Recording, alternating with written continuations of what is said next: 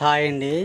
Slab వేసిన రోజు తెల్లవారి రోజు రెండవ రోజు స్లాబ్ వేసిన రెండవ రోజు ఇలా చూడండి.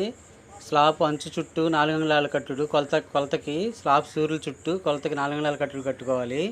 4 అంగుళాల కట్టుడు ఒక వరుస చుట్టూ కట్టేసుకొని కొలతలకి చక్కగా స్లాబ్ చుట్టూ 4 అంగుళాల కట్టుకుని తర్వాత చూడండి మడులు కనపడుతున్నాయి. చూడండి బద్దతో చూడండి మడులుగా కట్టారు చూడండి.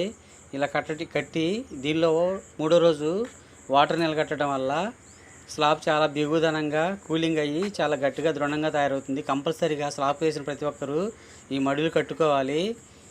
ఈ మడులు కట్టుకుని 15 రోజుల పాటు ఈ మడులలో నీటిని నిల్వకట్టుకోవాలి. నీటిని పట్టించి నీళ్లు తగ్గినప్పుడల్లా నింపుతూ ఉండాలి.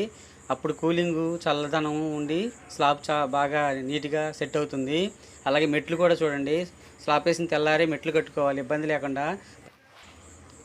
వాటర్ పట్టుకోవడానికి ఎక్కి వెళ్ళి మోటార్ వేసుకుని వాటర్ పట్టుకోవడానికి ఇబ్బంది లేకుండా మెట్లు కూడా కట్టుకోవాలి. ఇది చూడండి చక్కగా మెట్లు కూడా కట్టాము. ఈ వీడియోని అయితే లైక్ చేయండి. నా ఛానల్ అయితే చూస్తున్నారు కానీ ఎవరు సబ్స్క్రైబ్ చేసుకోవట్లేదు. ప్లీజ్ దయచేసి ఛానల్ సబ్స్క్రైబ్ చేసుకోండి. మరిన్ని కంటెంట్ చేయడానికి నేను ఉన్నాను.